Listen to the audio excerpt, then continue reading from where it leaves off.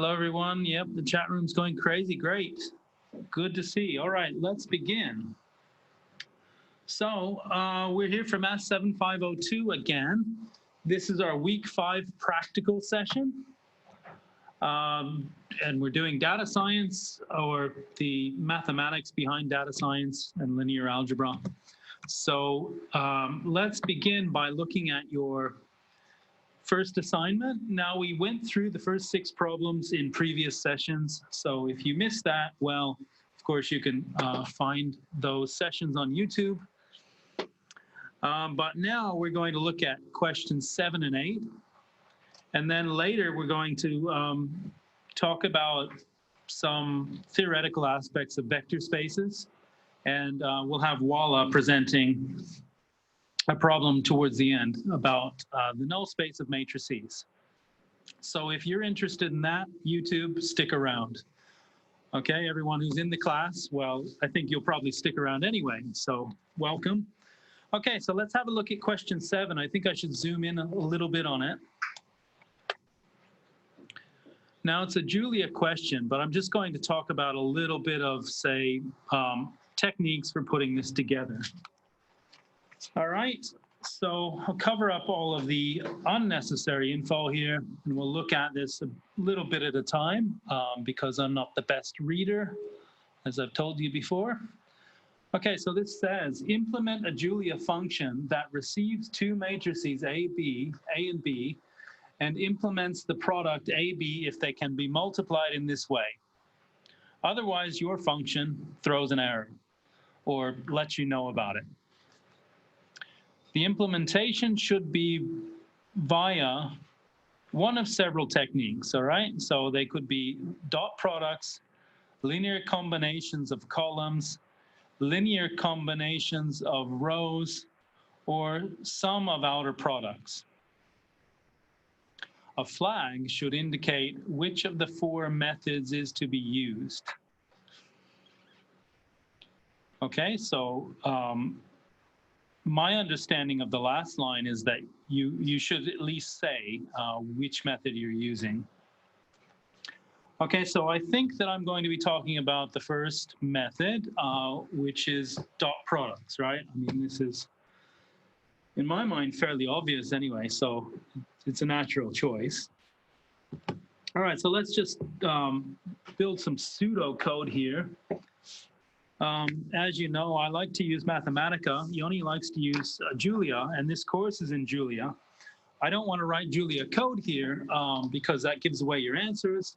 And so I think the best choice is to just write some hints, which you can think of as pseudo code. So it will be neither Mathematica nor Julia, just some hints, okay?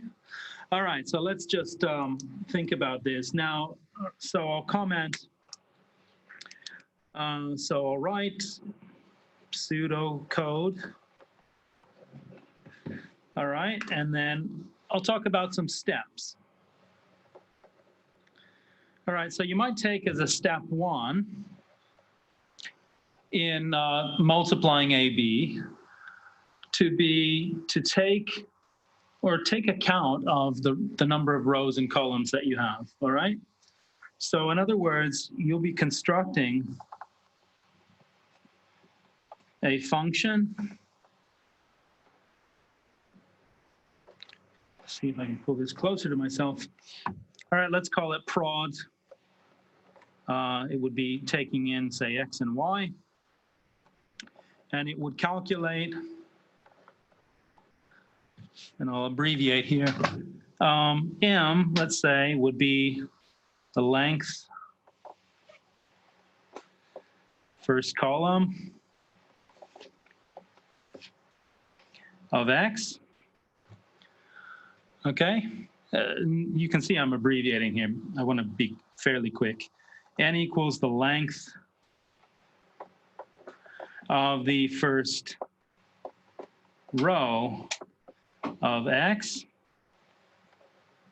All right, so that you're designating this as an m by n matrix x, all right, which you'll take as the matrix A. All right, so next you would do the same for the matrix Y. So you might call P equal to length, first column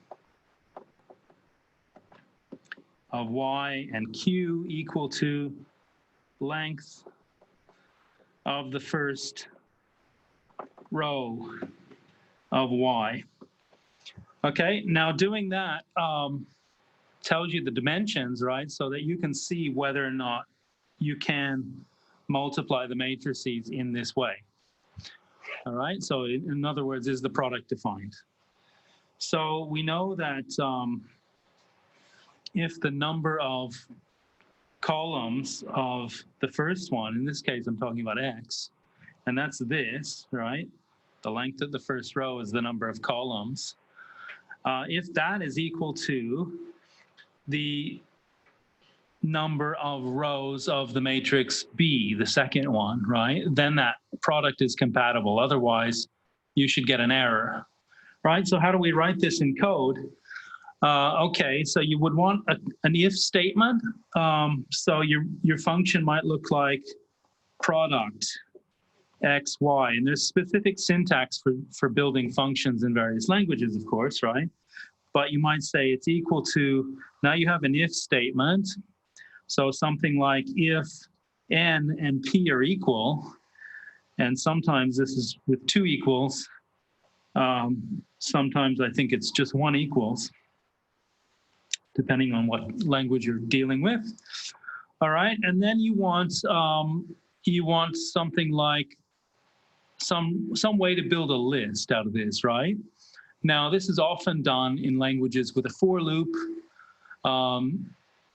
or you just build an array, right? There's a way in Julia to build an array, and it has syntax a lot like a for loop does. So again, pseudocode. So you would have two for loops, right? One for doing this across rows, one for doing this across columns. And then in the middle, you're going to take, you're indexing the ith, let's see, I'm thinking of the ith row of x, all right?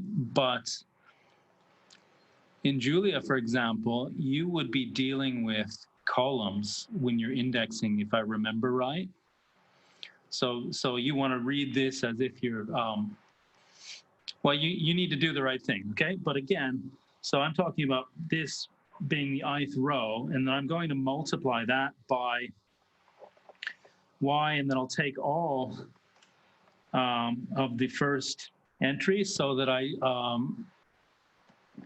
pull out the jth column. So that's what I'm trying to say. Okay, in other words, the ith row, jth column, and then you're saying I goes from 1 to m, and j going from 1 to q. Q goes that way, doesn't it? Okay, and so here I'm referring to ith row, so I'll just make that clear. Ith row, and this one, jth column. Okay, of course you could do this somewhat differently. And then we need an otherwise here. Otherwise, so if this is not met, then do something else, right? And in this case, I'm saying you could write something like the string undefined, all right? Something like that, and then you would end your bracket there. Okay, again, pseudocode. This is no known language. Just talking about the steps of how I would think about doing that problem by dot products. Okay, all right, let's move on and look at question 8.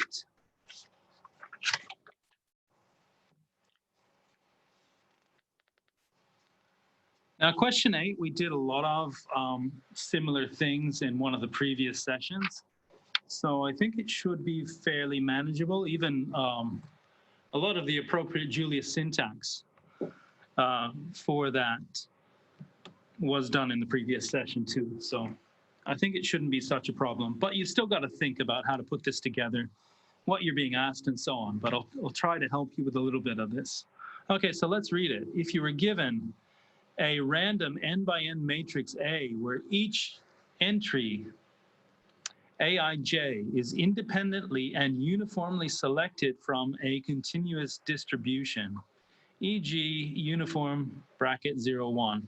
Well, that's a mouthful, isn't it? But that's probably Julia code to do exactly that. Okay, so it's just a random number between 0 and 1, right? Constructed with Julia. All right, continuing on. So if you're given that, then the probability of the matrix being singular is 0. However, if the entries are uniformly selected from a discrete set of numbers, you know, not random real numbers between 0 and 1, a discrete set of numbers like 1, 2, 3, or 8, 12, pi, then where were we? Then there is a non-zero chance to have a less than full rank matrix. So what that means is that the rank being less than n, where this is an n by n matrix, that is in fact possible, right? The probability is non-zero. And so let's say you could get 10% or something, who knows, all right? But I think we're going to find out once we calculate this in Julia. All right, so sure.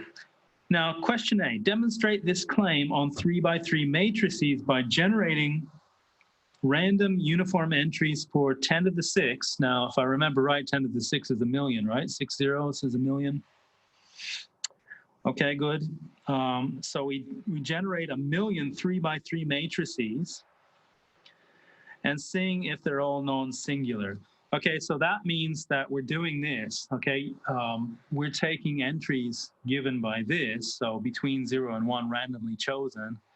Obviously, you don't want the same number in every entry because then you will have a 0 determinant. What this means is each one independently chosen from the previous. So you have 9 of those entries, right, in your 3 by 3 matrix. All right, and then you're taking the determinant of all of those matrices. Then it says generate random matrices with entries from the set 1, 2, 3 until you find a singular matrix.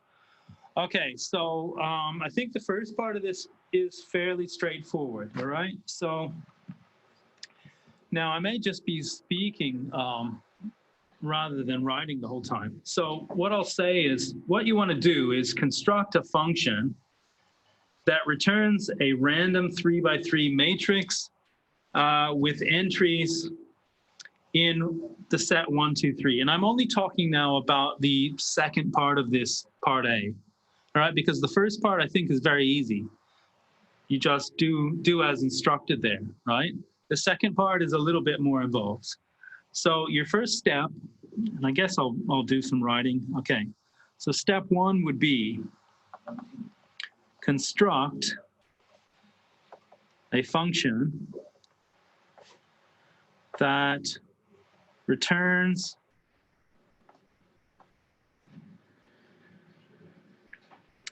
a random 3 by 3 with entries in 1, 2, 3, right? And I'm fairly sure that we gave code for this in our first session. Or maybe not our first session, but maybe our second session. I don't quite recall.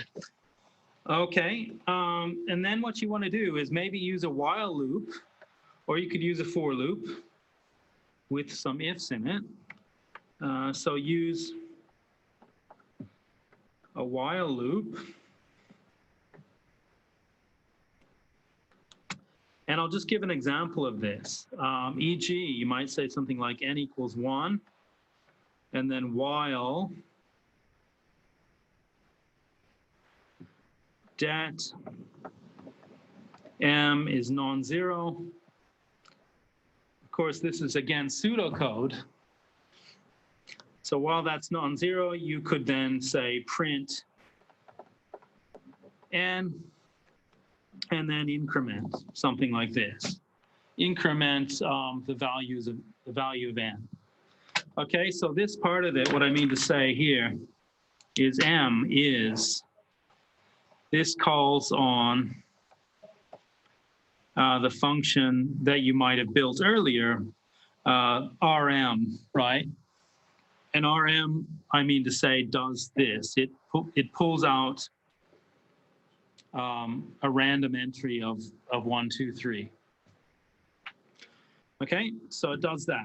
Now, part B, let's have a read of part B.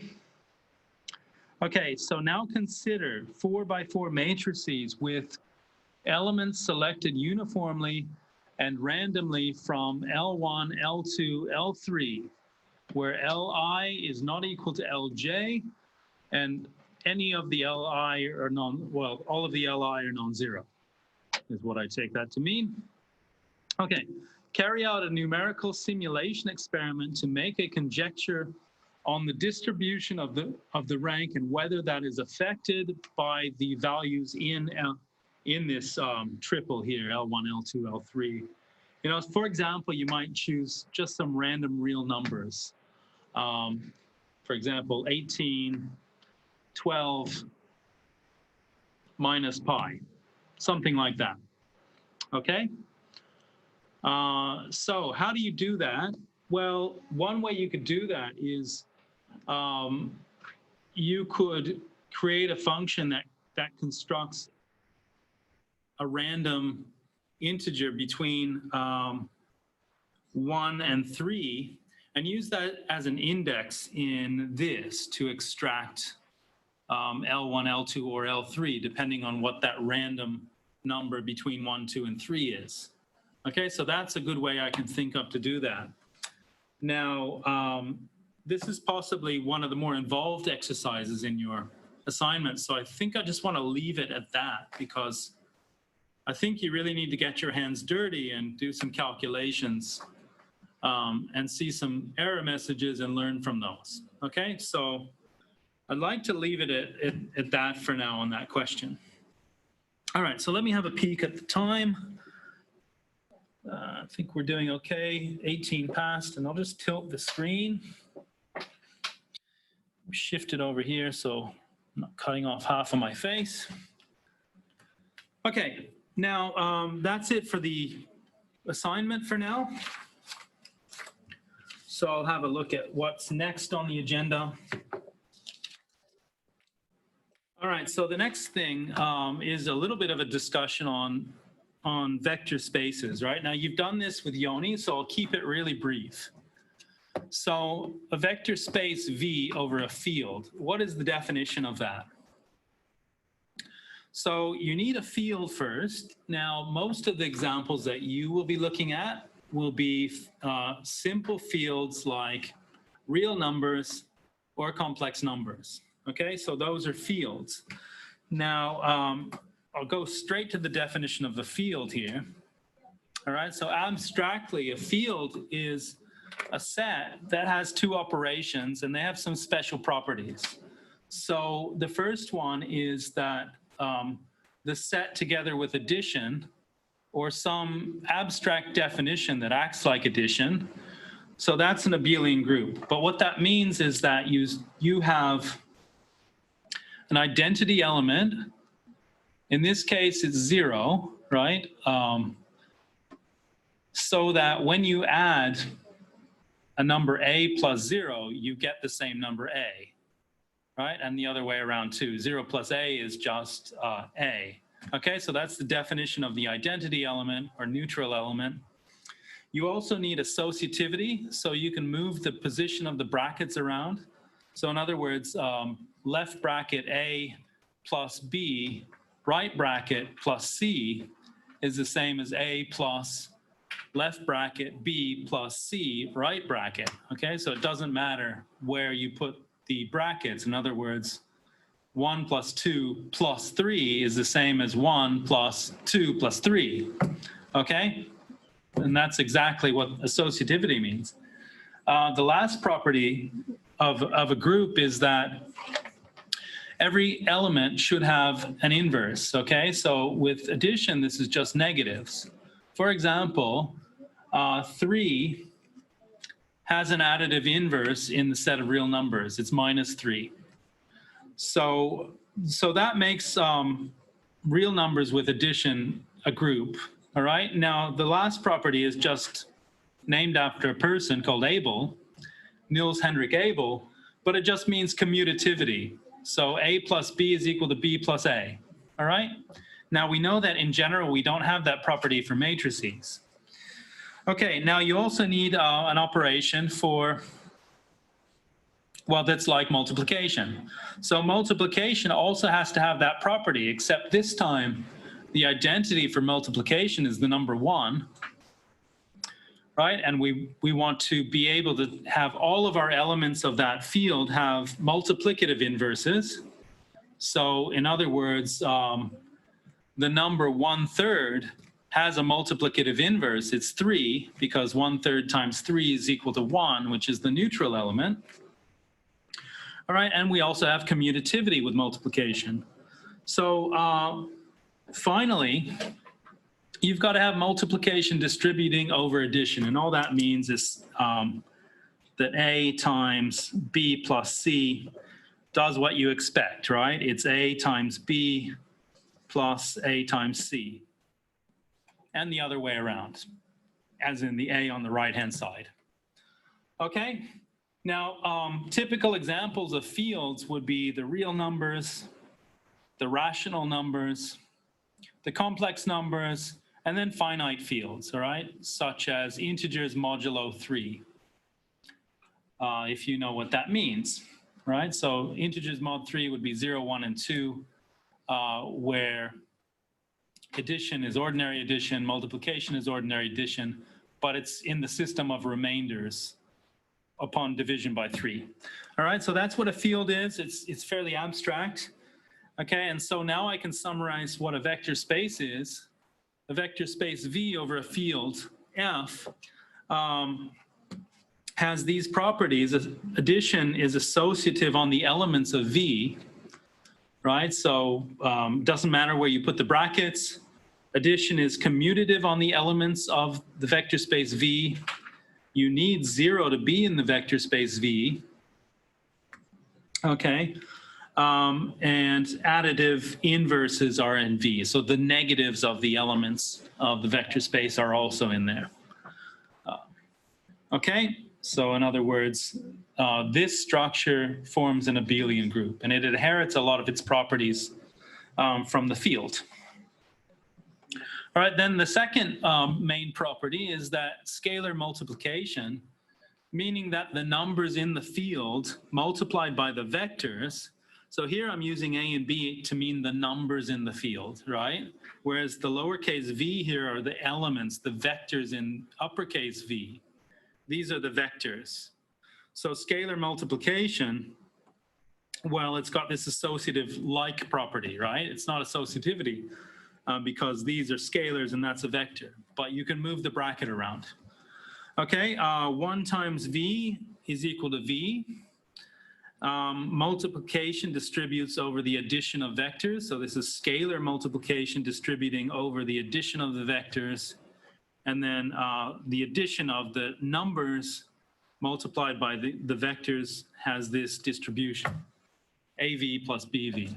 And that's pretty much what a vector space is from an abstract point of view.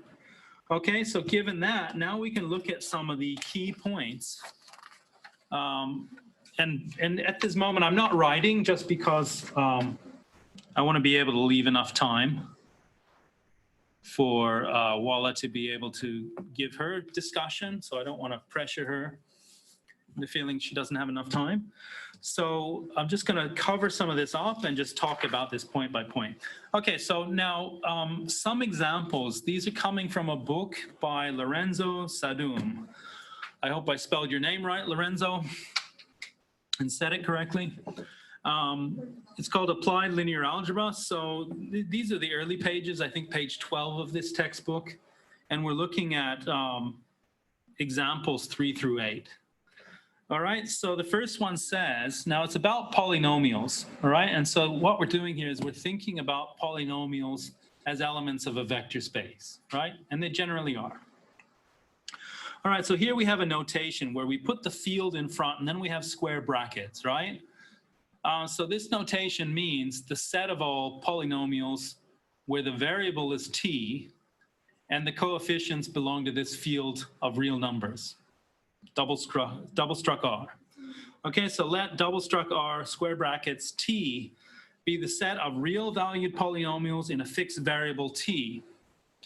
Polynomials are continuous on the interval 0 to 1. So this is a subset of this symbol, C superscript 0, square bracket 0, 1. Now in the book that's defined as continuous real valued functions on 0, 1. So the first thing I want to point out is that you might think that, hang on, are these equal? Well, no, they're not equal, right? This is a proper subset of this one. So we don't need the horizontal line below that subset symbol. It's a proper subset. And the reason, well, one example you can find to illustrate that is this function. Just let f of t be 1 divided by t plus 1.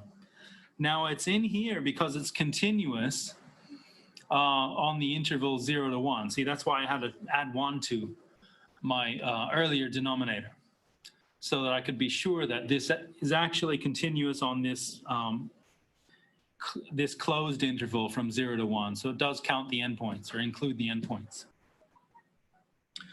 Okay, so, but this is not a polynomial, right? So it doesn't belong to this.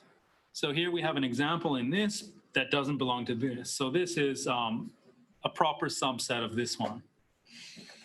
All right, so next we see the sum of two polynomials is a polynomial. Well, that's pretty obvious, right? And you inherit that property from the fact that the sum of two real numbers is a real number. And so you can easily prove this property.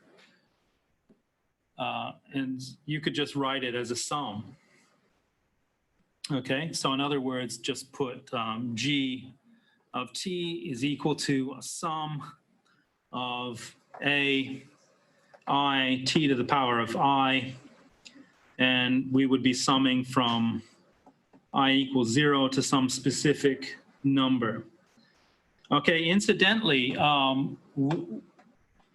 these have to be a finite degree, right, in order to be in this set as well. And the reason being is because, well, you notice that we could take a Maclaurin series of this function f of t, for example, and when we do that, we would get an infinite series, right? But we know that this is not a polynomial, right? It's not a polynomial, and so we know straight away that these have to be finite. Okay, finite sums or finite polynomials. I mean, by definition, a polynomial is finite. So, okay, so moving on. The sum of two polynomials is a polynomial, as is the product of a scalar and a polynomial. Okay, so we have an addition and we have a scalar multiplication. So R of t is a subspace of C0, 0, 1. Okay, now the definition of a subspace of a vector space over a field F, well, it has to be a subset or equal to, all right? That's the first property. It needs to be closed under addition, and that simply means that if you have two vectors in your proposed subspace, the sum of those two vectors has to also necessarily be in the subspace W. You take two vectors, W1, W2, you add them together, that sum has to be in W, all right? And that's what closed under addition means. All right, so W also has to be closed under scalar multiplication. So in other words, if we take an arbitrary element of uppercase W, say lowercase w1, multiply it by an element of the field F, say lowercase a, so a times W subscript 1 has to be an element of uppercase W, right? So that's what closed under scalar multiplication means.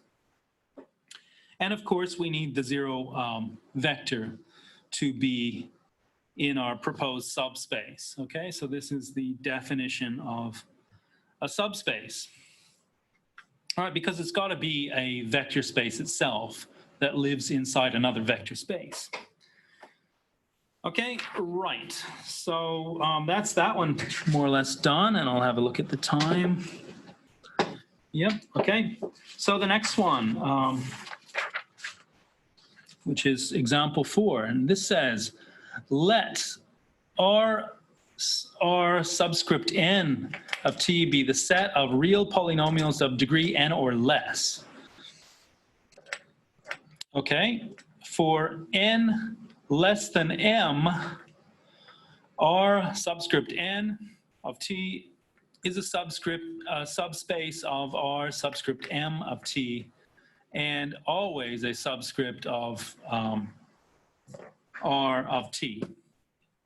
Okay, so saying this in English, what we're saying is that polynomials of degree n or less, that set forms a subspace of the set of, or the vector space of, consisting of polynomials of degree m or less when m is greater than n.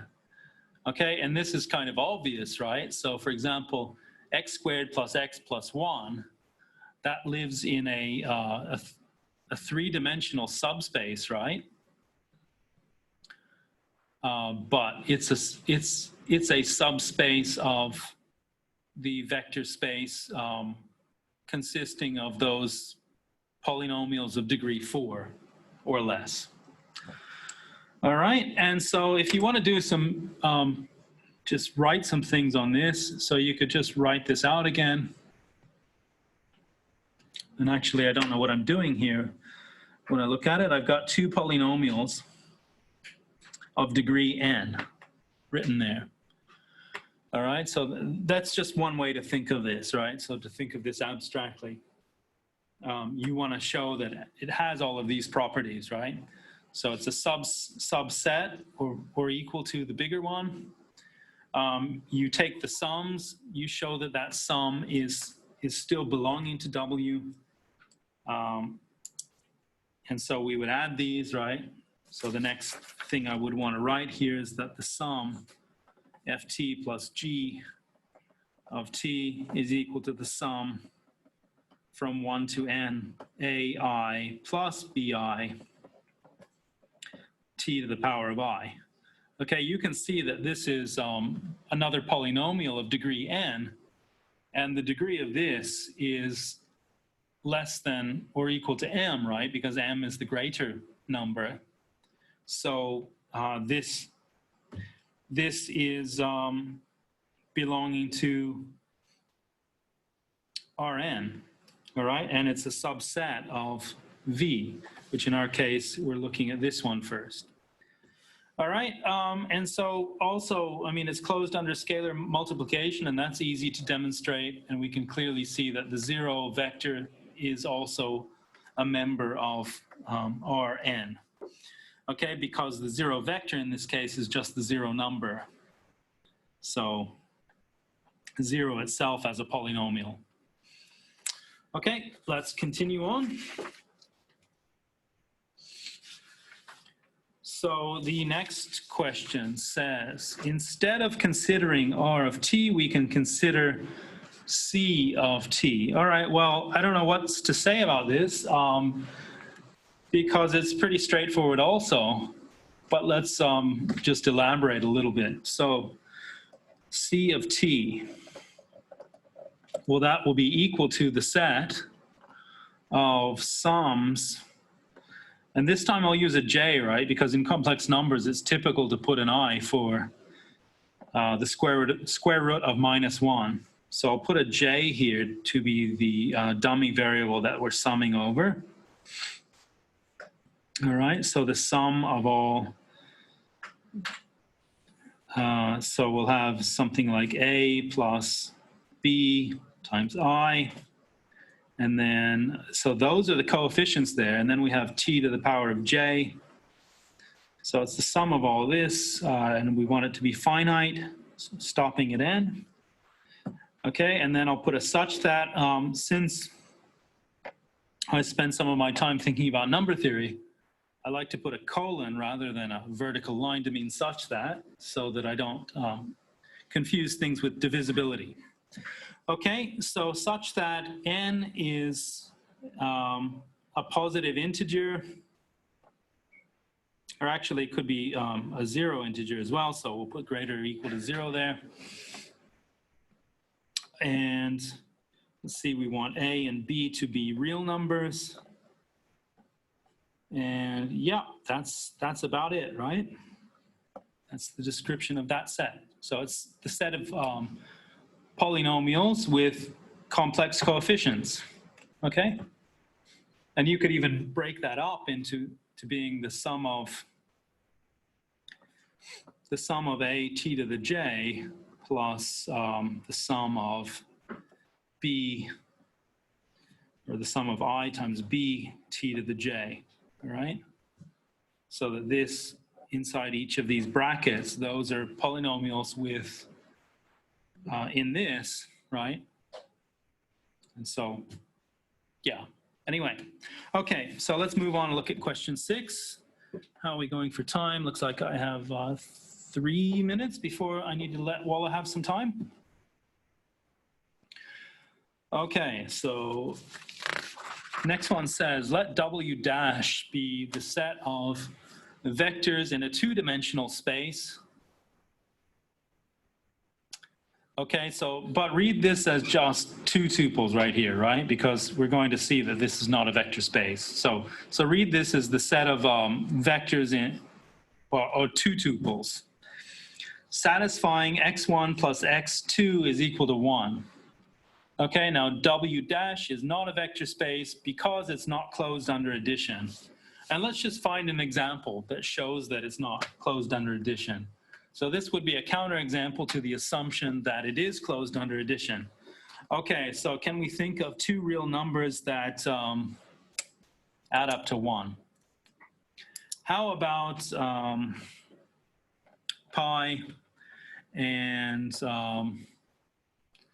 minus, or well, I need to say 1 minus pi. Okay, so we'll say x1, x2 is this. All right, so given that, we can see that x1 plus x2 equals 1, right? Now we need to find another one so that we can show that it's not closed under addition. Now I'm just going to randomly pick one. How about y1, y2 is equal to 3 minus 2. Okay, I don't know if this is going to work, but let's just try it. So we add them, right? So let's call this one x tilde and this one y tilde. So x plus y is equal to, now we just add their elements. So we have pi plus 3, and then here we have, let's see, that's minus 1 minus pi. Okay, now the big question is, do these add up to 1? Doesn't look like it, right? Okay, so pi plus 3 plus minus 1 minus pi is equal to 2, right? So that's not equal to 1. So unless I made some silly arithmetic error, I think that's a counterexample.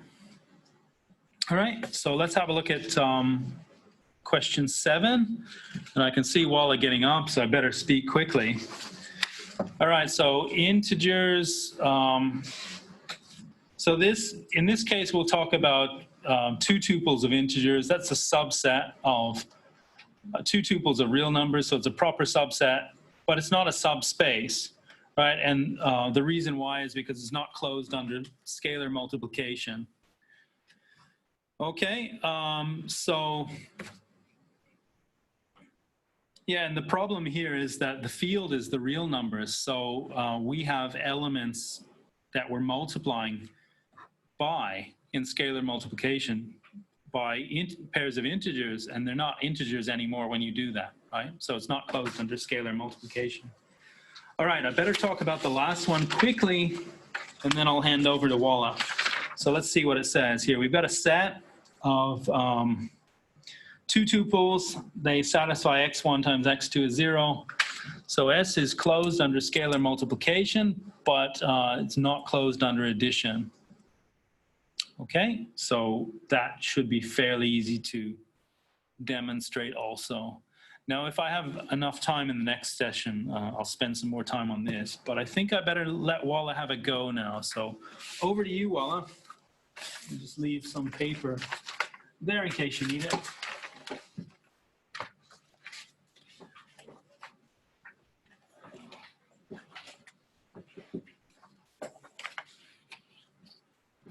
Hi, everybody. We need to prove that the null space of A is the same as the null space of A transpose A. We need to prove the null space of A is the same as the null space of A transpose A. This A transpose A called gram matrix. This is a gram matrix. A transpose A, we call it gram matrix. Okay, how we can prove that?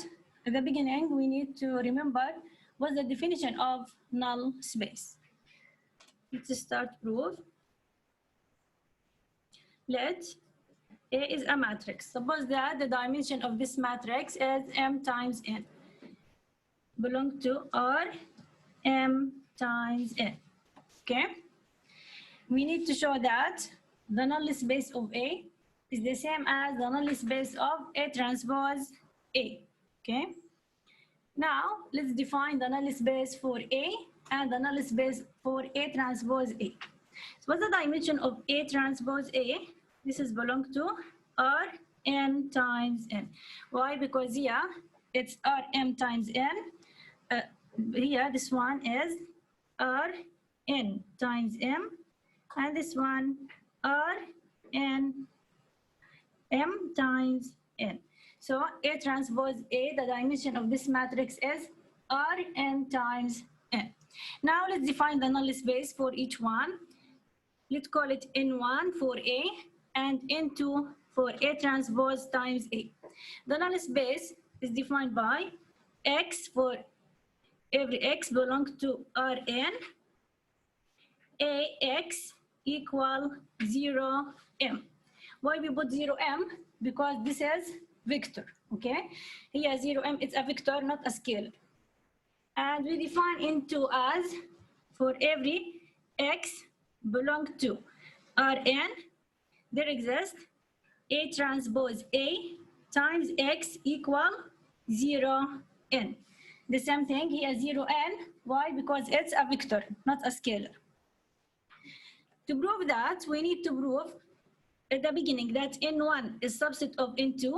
We need to prove also N2 is subset of N1 to get that N1 equal N2. Let's start with the first part. We need to prove that N1 is subset from N2. To prove that, take an element like X from N1. Let X belong to N1. Because X belongs to N1, so it satisfies N1. Then AX equal 0M. Let's multiply AX equal 0M by X transpose, by A transpose. We need to multiply AX equal 0M, multiply by A transpose. Left, multiply by A transpose. What's happened? So we have A transpose A times X equal 0n. So A transpose AX, this is equal 0n. This one belongs to N2. So X belong to N2. So we can show that N1 is subset from N2. This is the first thing, okay? So we can show that N1 is subset from N2. Now, to prove that N2 is subset from N1, we need to take an items from N2, and we need to show that this item from N2, we can find it also in N1. Let X belong to N2. Because X belongs to N2, so it satisfies A transpose AX equal 0N. That means A transpose AX equal 0N. Now let's multiply by X transpose. Multiply by X transpose. So we have X transpose A transpose AX. Do you think here we will get 0 scalar or 0 vector? Here we will get 0 scalar. Look here we have X transpose times A transpose. Just to remember that AB transpose, this is equivalent to B transpose A transpose. So we can write X transpose A transpose as AX transpose. Why? Because AX transpose equal X transpose A transpose. So they are the same. Multiply with AX equal 0. Look here we have AX transpose multiply with AX equal 0. And we know that the norm of U square equal U transpose times U. The same thing here we have. This is like U, and here U times U transpose. So AX transpose multiply with AX equal 0. It's equivalent to norm of AX to power 2 equal 0. That means the norm of AX equal 0. Because the norm of AX equal 0, that means AX is equivalent to 0 vector. So AX must be the 0 vector. So AX equal 0 vector. Here we have 0 and M. So X belong to N1. We start from N2 and at the end we are in N1. So N2 is subset from N1. Because N1 is subset from N2 and N2 is subset from N1, so N1 is equivalent to N2. So we will get that N1 equal N2. This is the proof that the null space of A is equal the null space of A transpose A. Okay? In general, if A has a column linearly independent, if there is a columns of A are linearly independent, if the column of A are linearly independent, that means if it's are linearly independent, so we have 0 null space. So A has 0 null space. This is well implies that A transpose times A, this is gram matrix, is non-singular. So the determinant of this matrix not equal to 0. Non-singular. The determinant of this matrix not equal to 0. This is the rule. If A has columns which are linearly independent, so A transpose times A has determinant not equal to 0. Determinant not equal to 0 means it's non-singular matrix. Okay. Is there any question? Chat here. Yeah. Looks like I missed a few questions earlier. but you got them. Oh, good. I think it's time for a break. Yeah. Thank you. Thank you, Ella.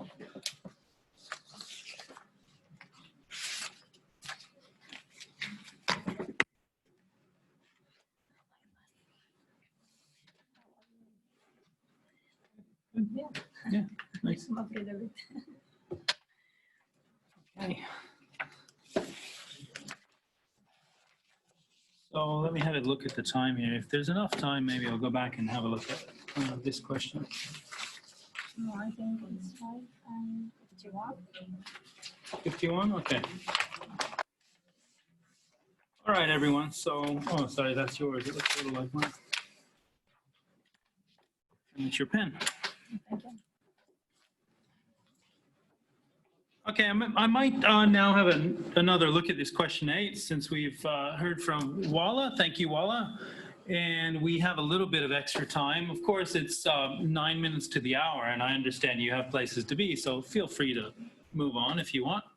But I'll go ahead and talk about this one. We did a little bit of talking about it earlier, but maybe we should just give a couple examples of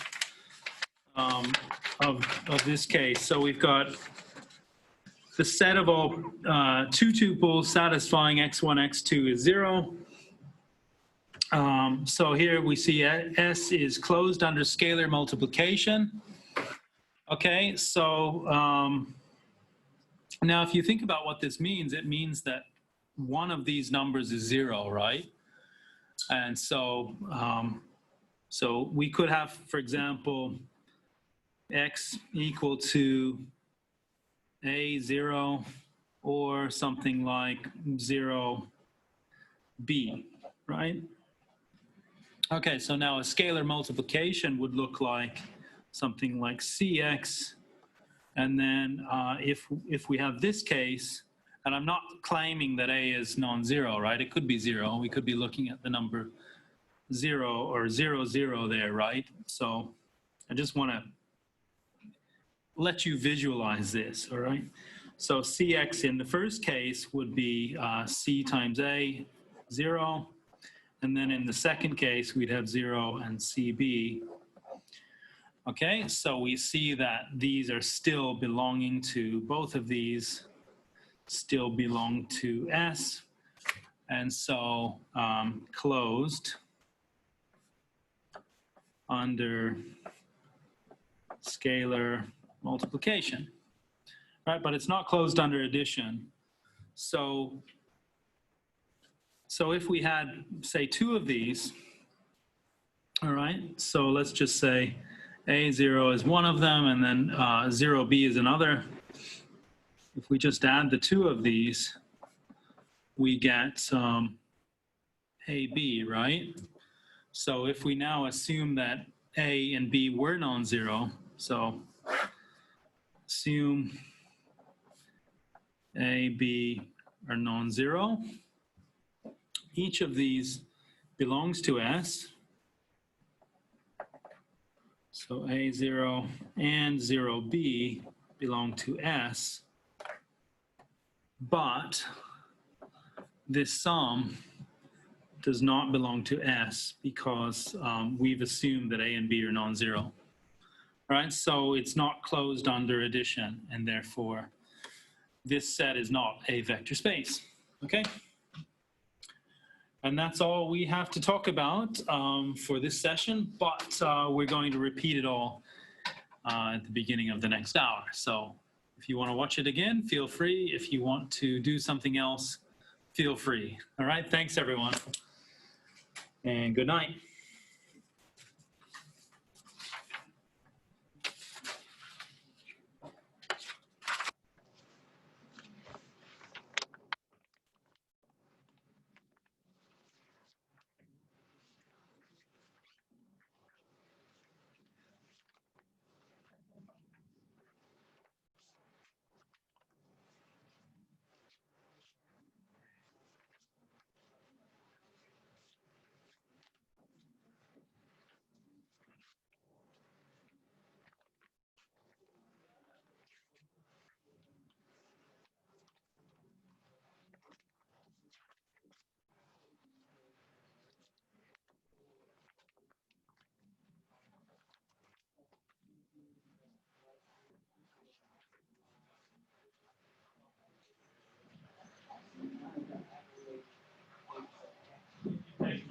wallet. Can I take it back? My paper, can I take it back? Yeah. Thanks. That's okay.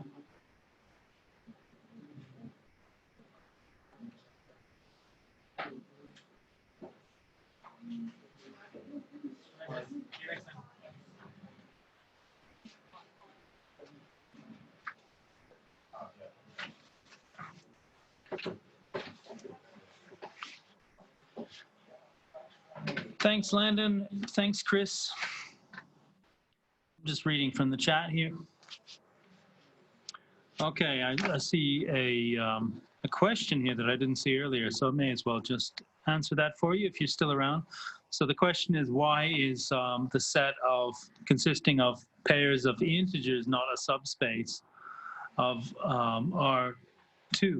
And the reason is that scalar multiplication, so choose a number in the field of real numbers like pi, okay? Pi is in the field of real numbers, it is a real number, but it's not an integer. Good night, guys. So when we multiply pi times, say, the pair 1, 2, for example, we get pi, 2 pi. Okay, so that pair is not a pair of integers anymore. So Z2 is not closed under scalar multiplication. And that's the reason.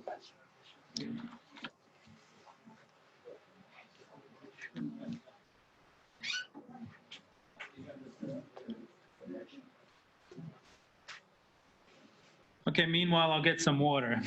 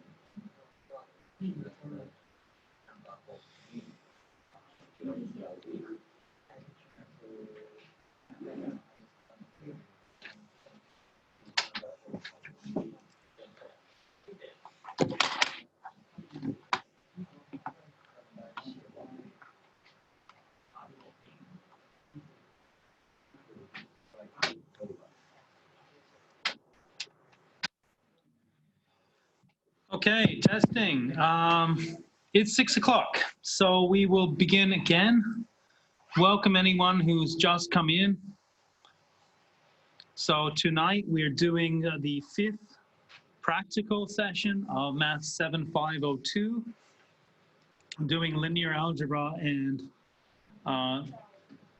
well, how that is helpful in data science. Good night. So now, we're still looking at your first assignment, so that's on the agenda tonight. We've already talked about the first 6 questions on this assignment, but we didn't get to talk about question 7 or question 8. So we'll begin by discussing these two questions. And then we'll move on to talk about some abstract definitions involving a vector space and some examples of vector spaces and non-vector spaces.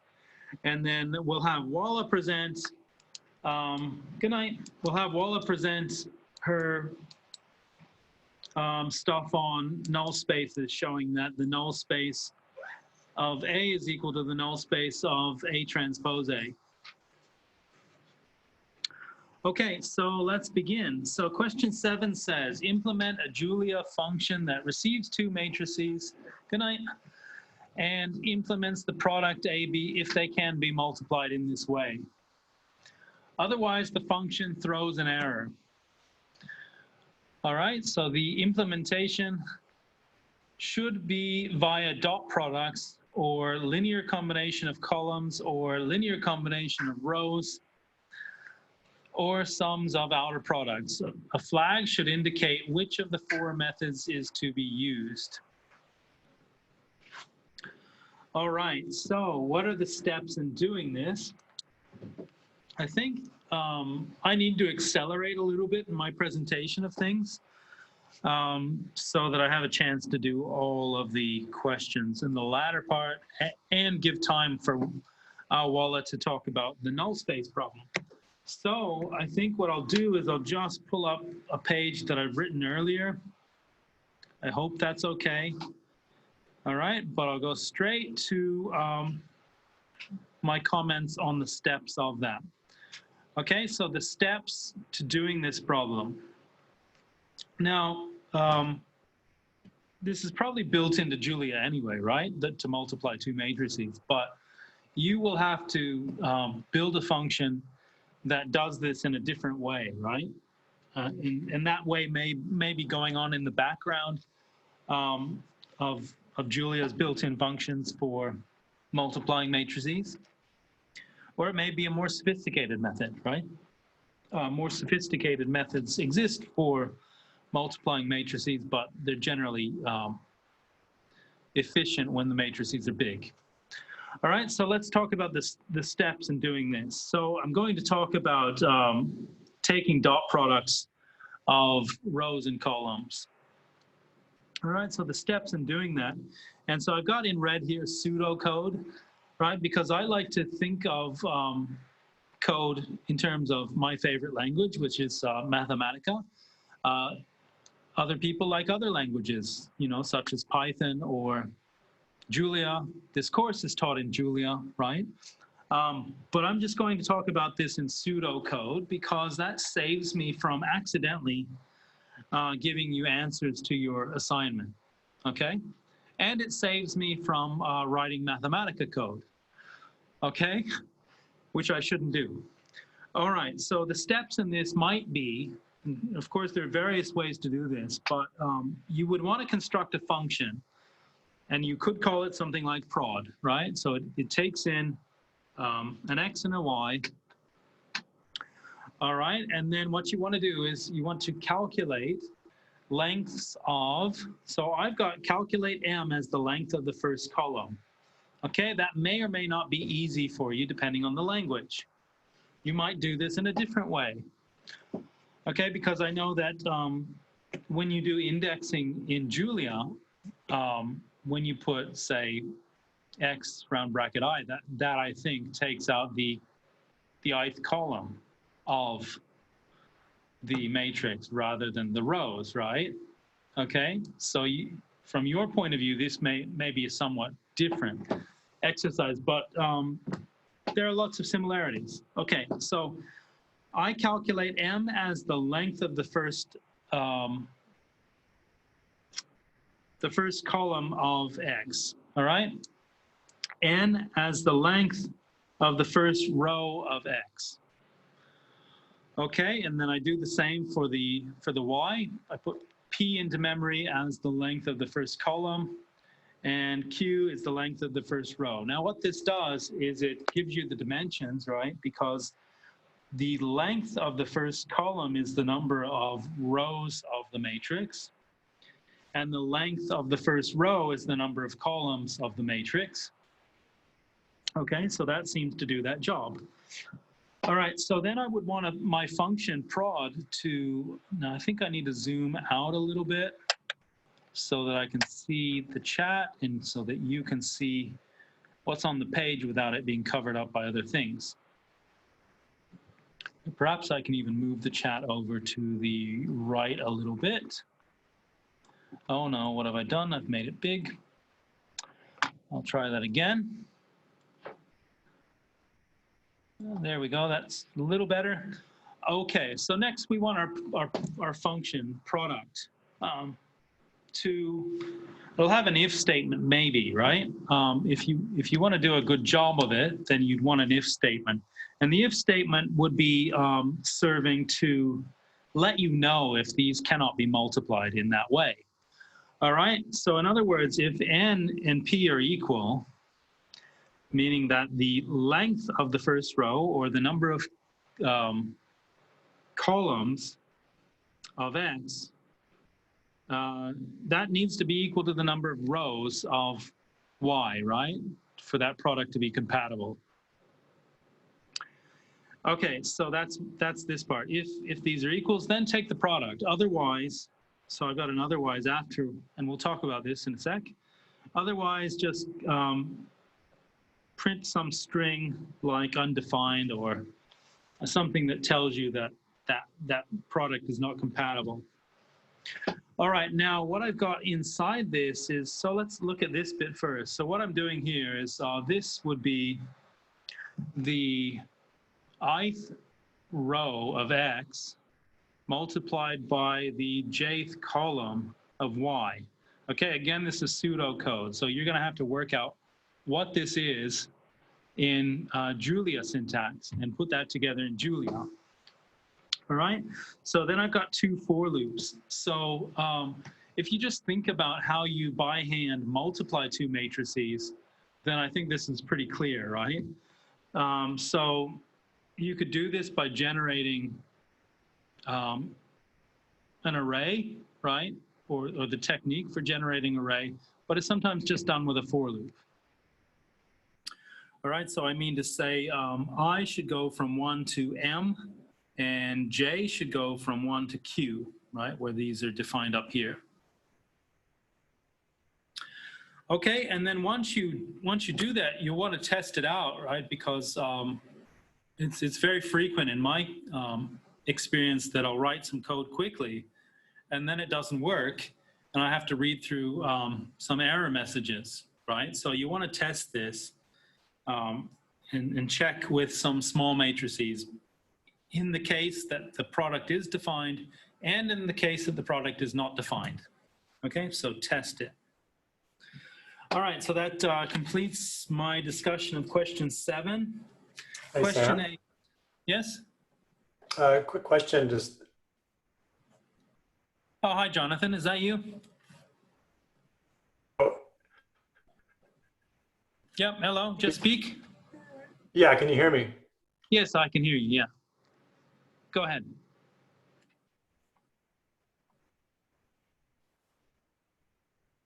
You might have been cutting out there, Jonathan. So if you can try again, go for it. Otherwise, you might How's need that? Yep, good. Okay. It says use a flag. Yeah. If we only have to implement one of the options, what's the purpose of the flag? Well, yeah, that's a good question. So maybe that flag could be just a verbal comment before the code. How do you interpret that, Walla?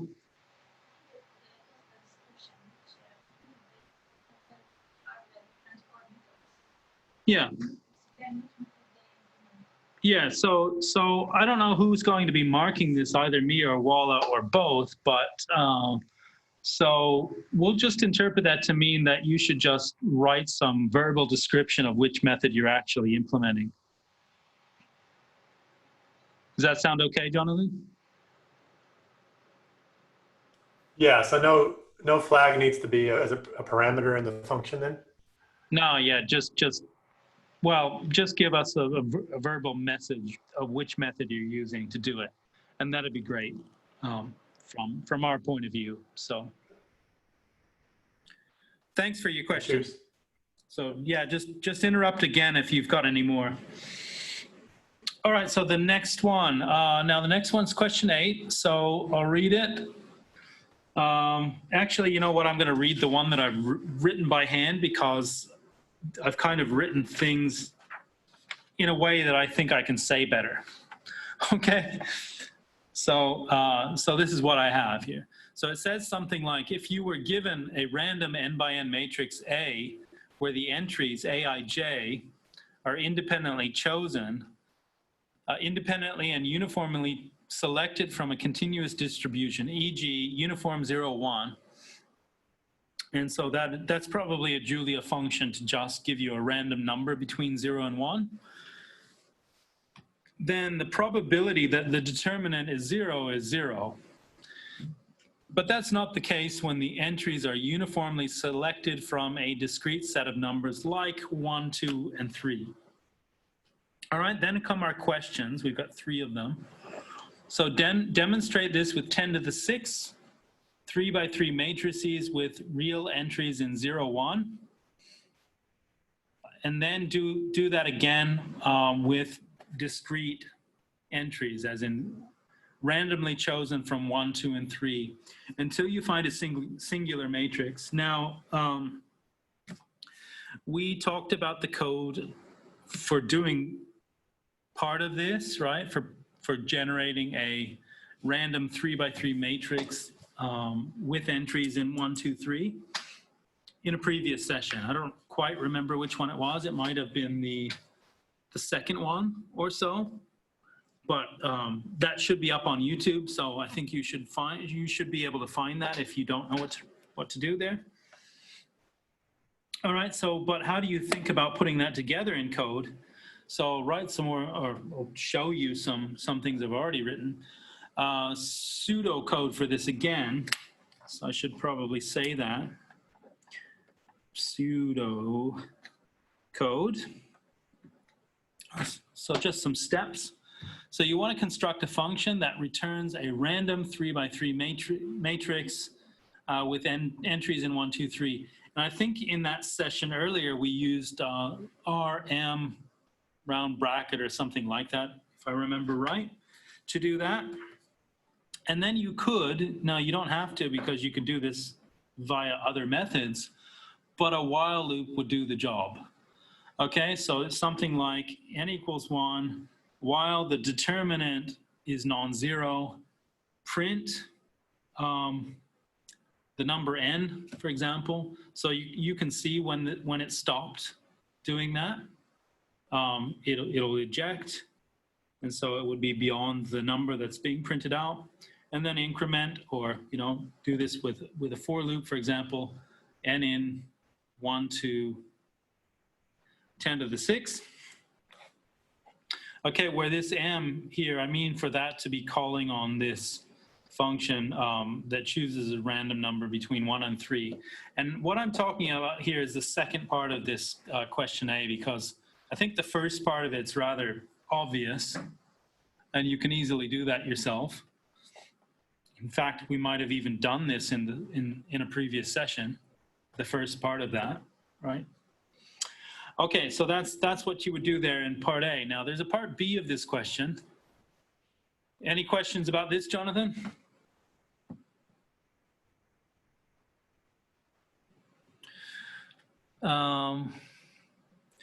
Okay, can I clarify the purpose of print n? Well, you could do something else there. I'm just saying, so this is pseudocode because what this would do was it would print, and it's probably a stupid idea to be honest, because you're printing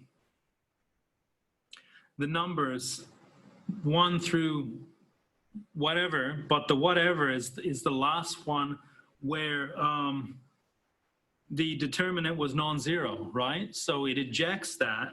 So n plus 1 as it prints out. So if you see on the screen 1, 2, 3, 4, 5, 6, and it stops at 6, well then you know that the seventh one would be where you had a zero determinant. Okay, so I'm just trying to follow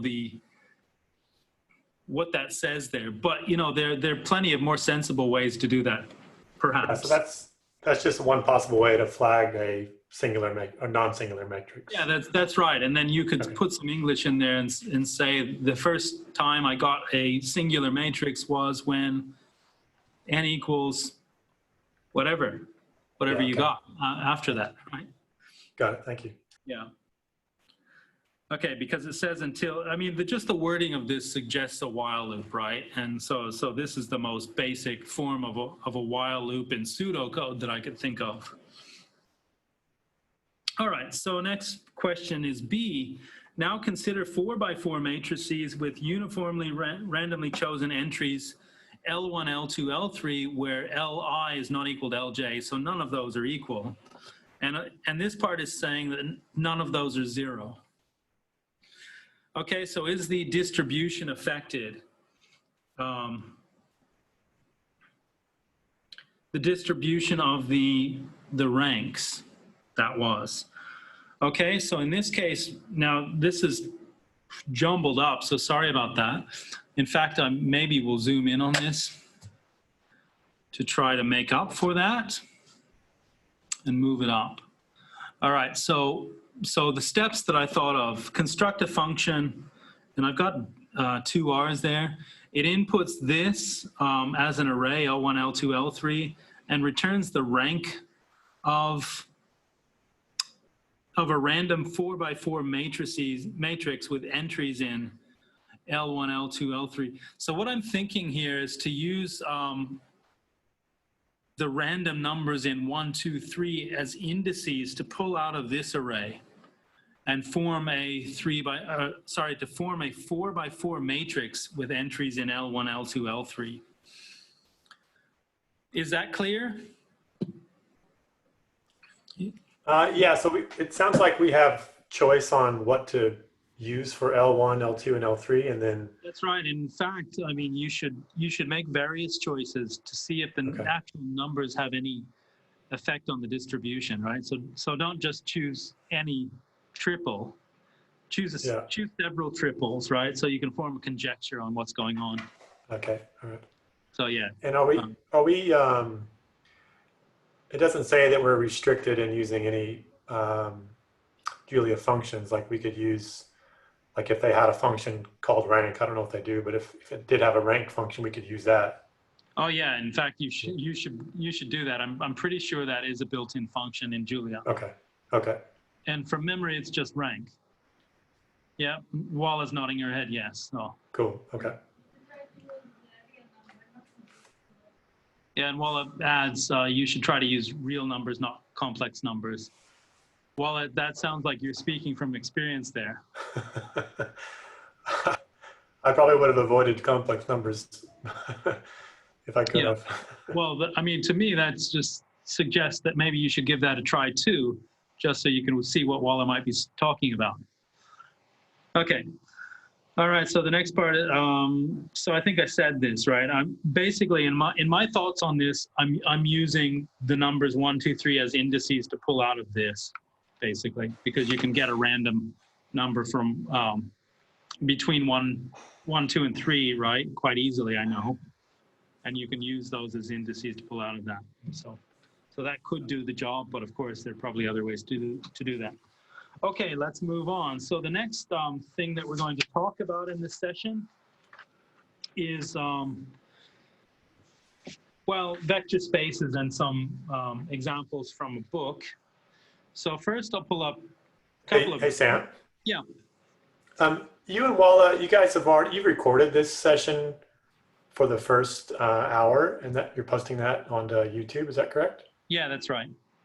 I mean, I'm the only one here. I think now that we've gone through the homework, if all this isn't now on the lecture, I'm happy to watch that and let you guys have the rest, not finished. I mean, since it's only me. Yeah, well, okay. So my response then, Jonathan, thank you for your consideration. We've got a couple of guys in the room here. Oh, sorry. Okay. I didn't realize that. So it's not just you. And secondly, we want to get paid. Okay. All right. Sorry, I That's didn't what realize we people were in the money, room yeah. as well. Yeah, We're okay. not quite rich yet, so All yeah. right. I mean, yeah, the price of gold has gone up a little bit, but not enough.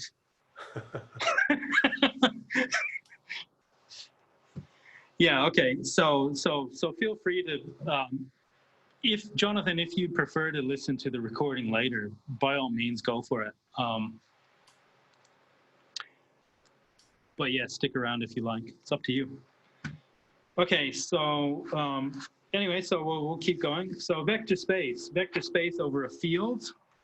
All right, now Yoni's already talked about the definition of a vector space, so I'll try to keep this as brief as possible. But I get the impression, I haven't listened to what he said, but I get the impression focus probably would have been on vector spaces over real numbers or even complex numbers, right? So I want to just make it a little bit more abstract here, so that we can talk about some abstract examples. Okay, so the definition, well, I see this as two definitions, but I mean, some people would view 10 axioms of a vector space, for example, right? But I like to just summarize things.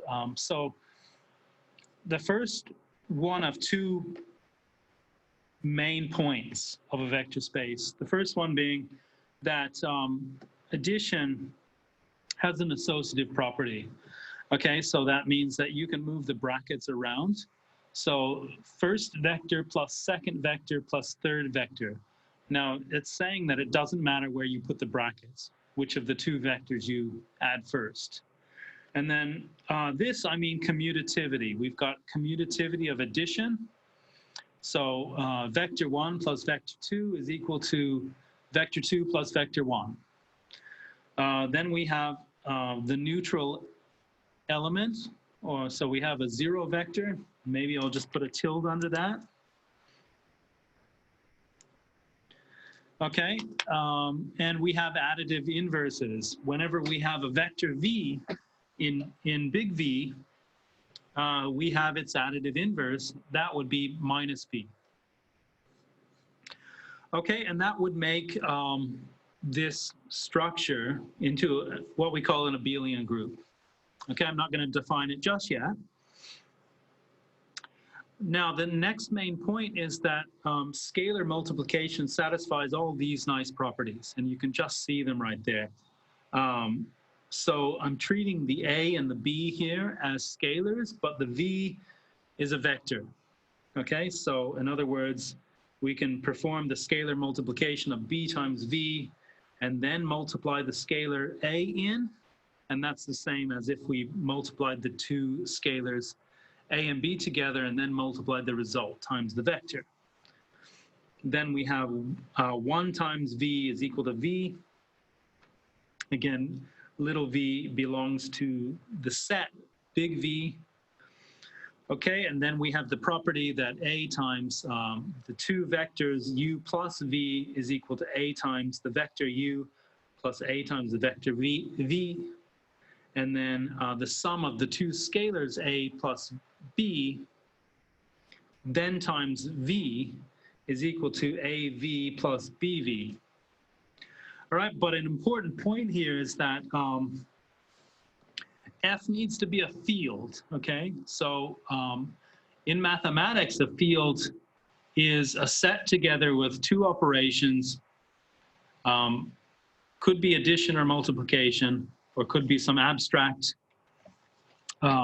rules for combining or binary operation on the set, but it has these properties that I've got down below. Okay, so the first property is that with addition, you have an abelian group. So that means that you have a neutral element or identity element with addition. And in this case, it's 0, right?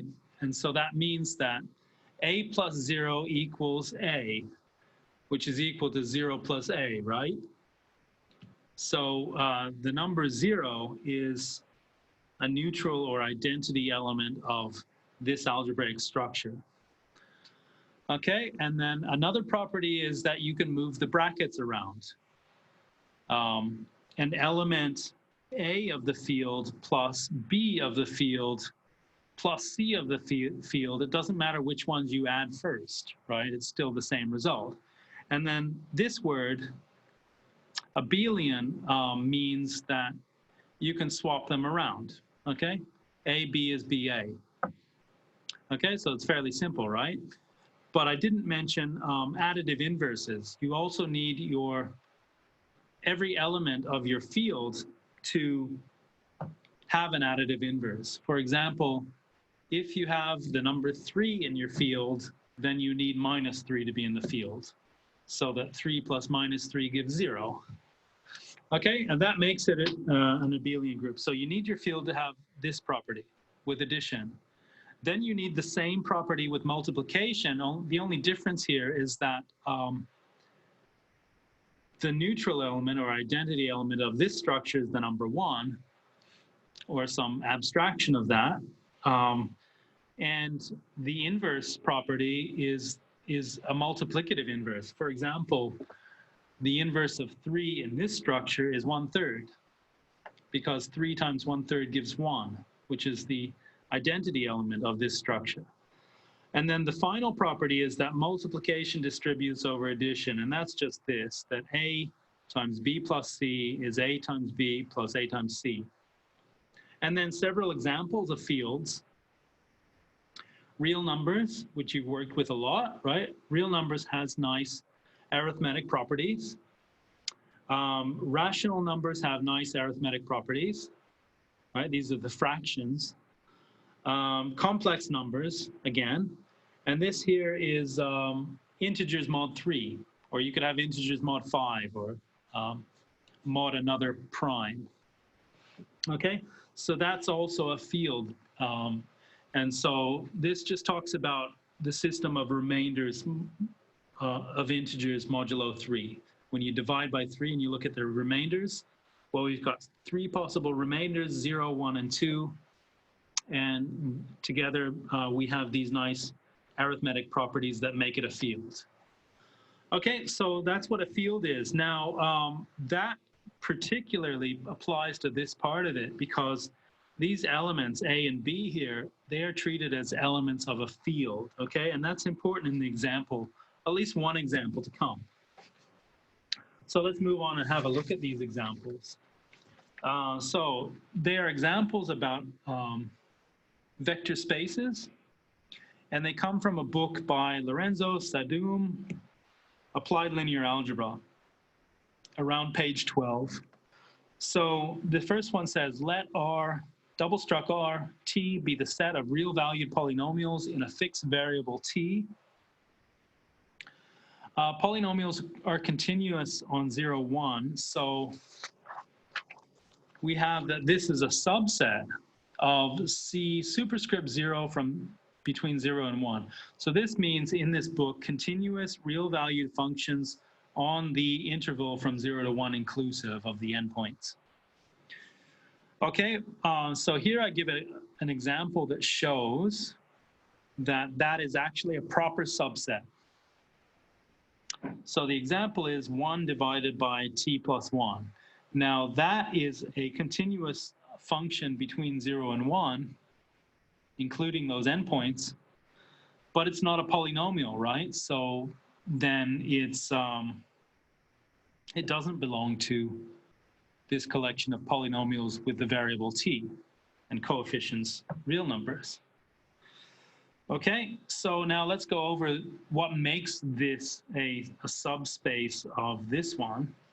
So the sum of 2 polynomials is a polynomial, right? That's fairly clear. And the product of a scalar times a polynomial is also a polynomial. Now the scalars come from the real numbers, right? That's what that says. So those are the coefficients as well.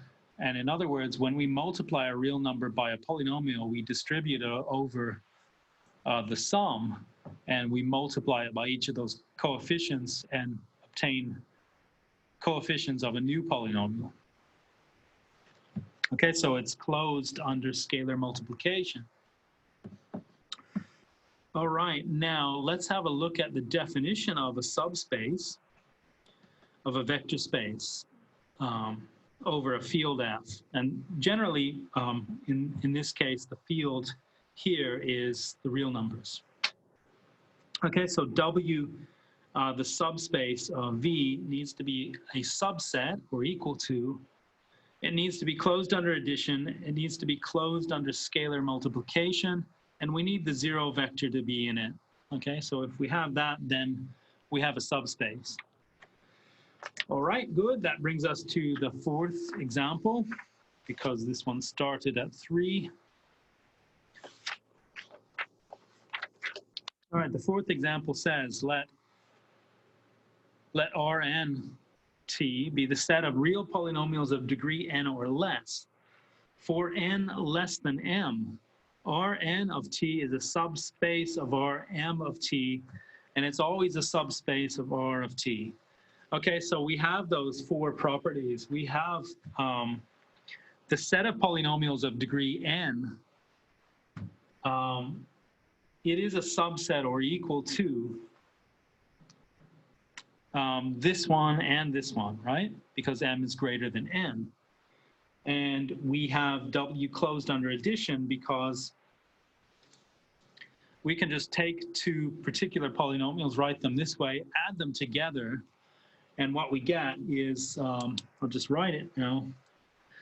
So what we get, f plus f of t plus g of t. In this case, we can write it as the sum, and we just put these 2 together. T to the power of I, and then again, we're summing from 1 to n in this case. All right, so we can express the sum in this way. Now, I put the bracket around that to illustrate that this is the sum of 2 real numbers, right? And because real numbers themselves are closed under addition, we know that this here is a real number. And so this sum is, in fact, a polynomial in Rn, right? And it's also in Rm because the degree of n, the degree n is less than or equal to m. Sorry, less than m. Okay, so yeah, that's that. It's closed under scalar multiplication. Again, multiplying a scalar times a polynomial gives another polynomial. And we have the 0 polynomial, so yeah. So we have all 4 properties. Okay, let's have a look at the next one, which is 5. It says, instead of considering RT, we can consider complex numbers as the base field and take polynomials with complex coefficients. Well, that's pretty clear, right? So you might see that as something like sums of a plus bi, where I squared is -1.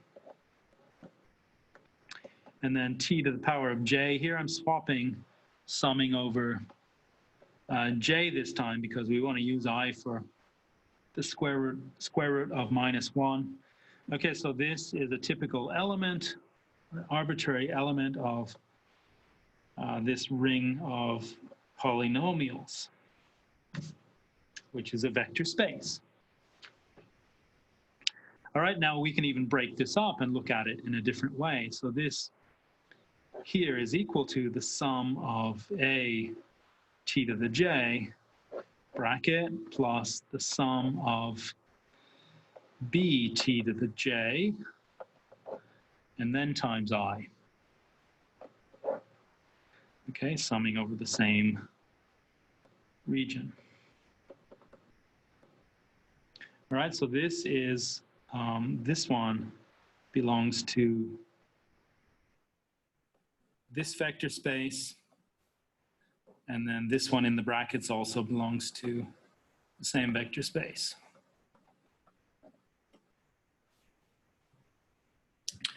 Okay, let's have a look at question 6. Let W dash be equal to the set of, I'm going to say set of 2 tuples, right? Now, R2 is a vector space, we know.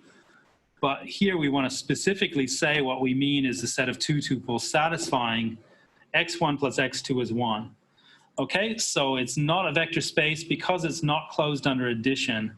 And you can take a simple counterexample to the assumption that it is closed, being something like, let's just take pi and 1 minus pi as one of our numbers satisfying that, and it does. And then let's choose another one. I chose a good one last time, but let's hope I get lucky again. Okay, so 3 minus 2, they add up to 1. Let's add these together. So we have pi plus 3, and then we have minus 1 minus pi. All right, now let's add the entries. So pi plus 3 plus minus 1 minus pi is equal to 2, and that's not equal to 1. Okay, so each of these belong to W dash, but their sum does not belong to W dash, and so it's not closed under addition. So it's not a vector space. Okay, now the next one, pairs of integers, that's a proper subset of pairs of real numbers, right? Now, pairs of real numbers, that is a vector space, but this one here, pairs of integers, that is not a vector space. So this is not a subspace of R2. And the reason is that this one is not closed under scalar multiplication because, so this is critical, the underlying field here is the real numbers, right? Because it comes from this, because this is a vector space, this is the underlying field, right? And so scalar multiplication has to take an arbitrary element of the real numbers. So let's just write this out. So let's let A be a real number, e.g. A is pi. Okay, and then let's just take two integers, 3 and 5. So this belongs to this. Okay, now let's perform scalar multiplication. Pi times 3, 5 is 3 pi and 5 pi. Okay, but this is not a pair of integers, right? So not closed under scalar multiplication. Okay, all right, so I'll have a look at the time. I think I'm good for time, so we can now go on and talk about the next example.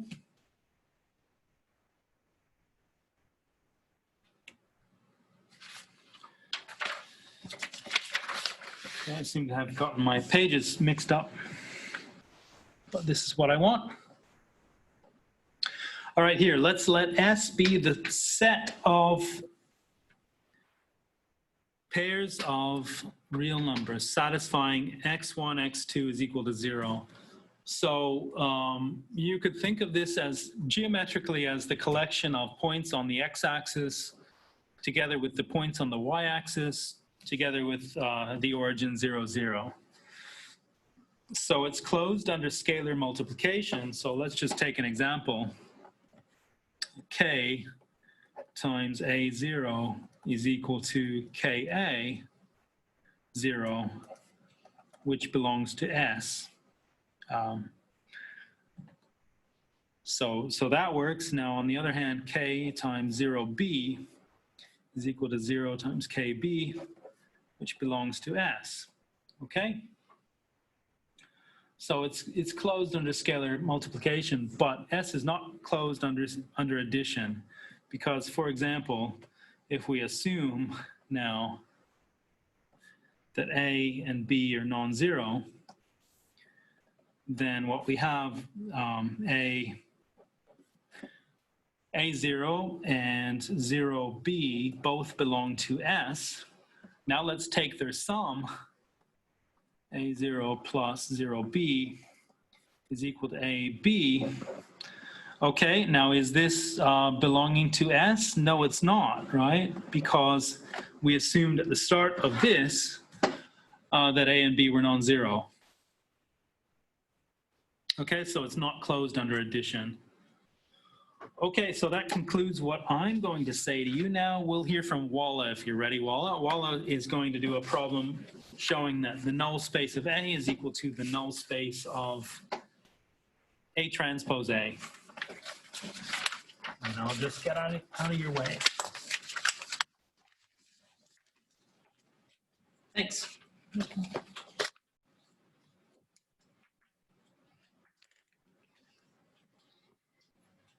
We need to show that the null space of A is the same as the null space of A transpose A. We need to show, prove the null space of A equal the null space of A transpose A. Just to remember that A transpose A called gram matrix. This is A transpose A called gram matrix. How we can prove that the null space of A is equal to the null space of A transpose? Let's start proof. Suppose that A is a matrix with the dimension m times n. Let A is a matrix belong to R of m times n. Okay? We need to show that null space of A equal the null space of A transpose times A.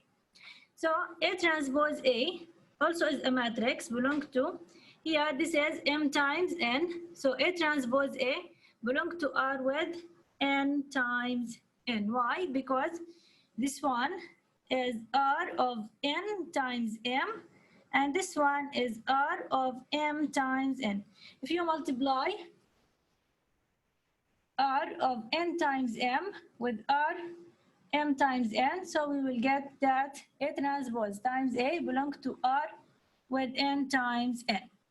Now let's define the null space for A, and we need to define the null space for A transpose A.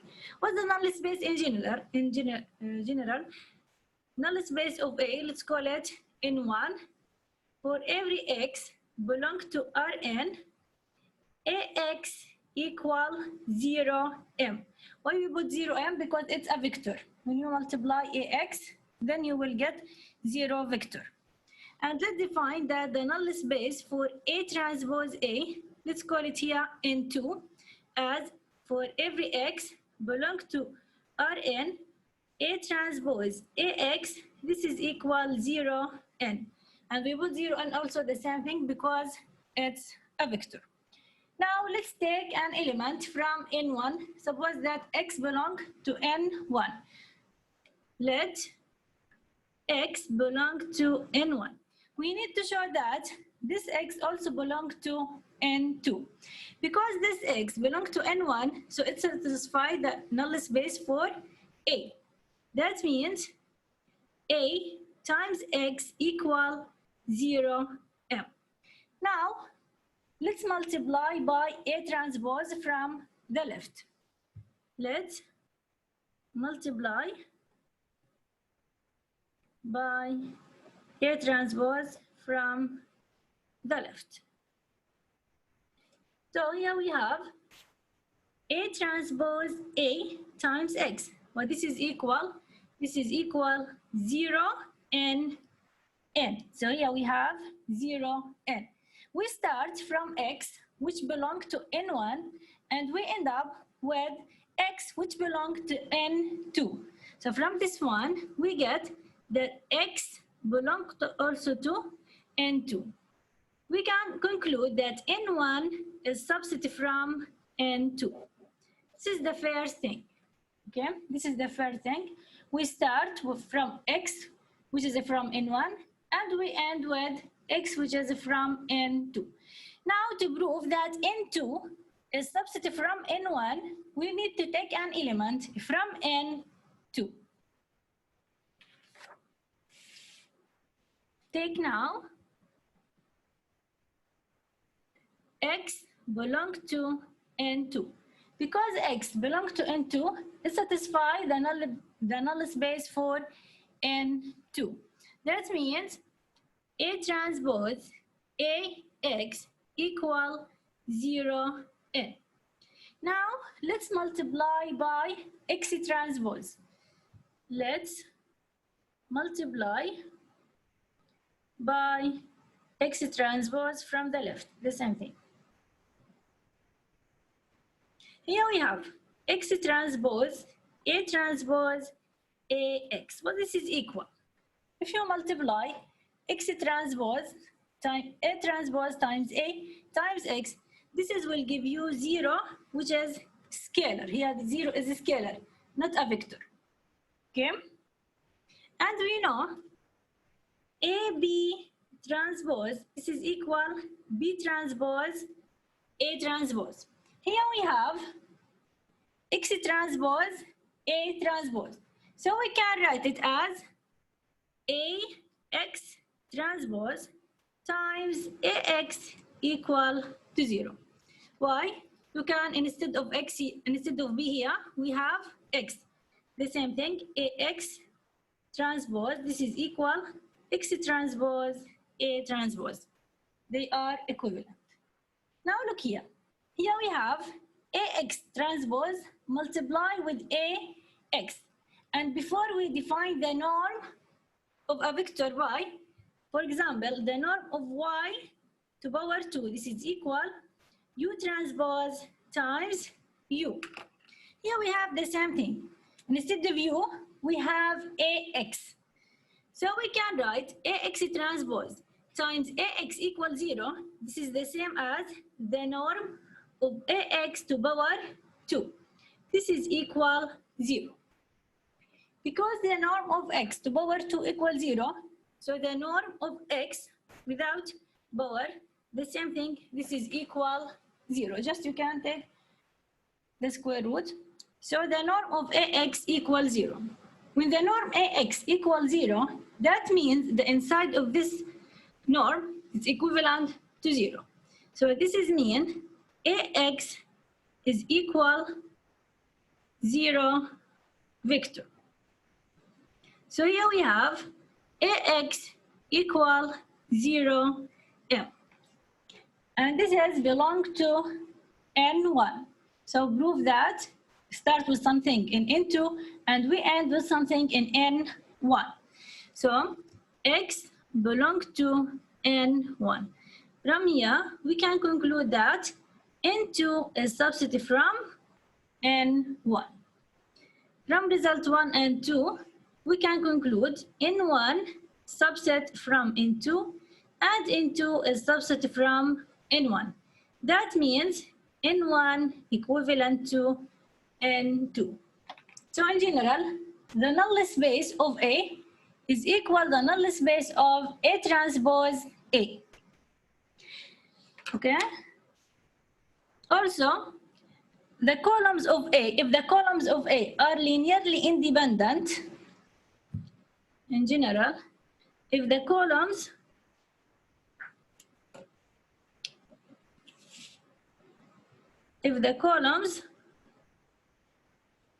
of a matrix A are linearly independent, what's the meaning of linearly independent? If we have many vectors, then we can write alpha 1 v1 plus alpha 2 v2 plus until alpha n vn equal to 0, where all alpha I equal to 0. This is the mean of linearly independent. Let's continue. If the columns of A are linearly independent, and we know that if the columns of A are linearly independent, then A has 0 null space, which is a trivial solution. And A has 0 null space. Okay? So if the columns of A are linearly independent, that means A transpose times A is non-singular. or determinant, non-singular means determinant of A transpose times A not equal to 0. So in general, if you have a matrix A and you find that the matrix A are linearly independent, then A transpose times A is non-singular matrix. Non-singular means determinant of this matrix not equal to 0. Okay? Is there any question? A transpose A is always singular, right? Yeah. If that condition is met. If the condition is met. Yeah, if the matrix A is linearly independent, if it satisfies this condition, if you satisfy this condition, and the matrix A is linearly independent, and after that you try to find the gram matrix A transpose times A, you will find that A transpose times A is non-singular. The determinant of this matrix not equal to 0. So what about it's linear dependent? No, linearly independent. So what in the case of linear dependent? Yeah, if it's linearly dependent, then the determinant equals 0. Yeah. Thank you for your question. Any questions from Jonathan?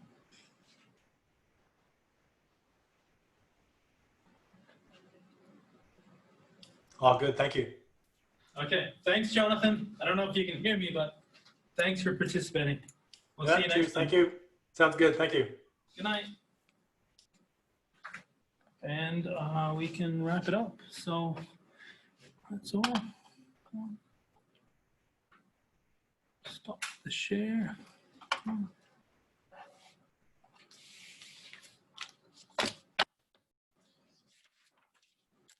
Yeah.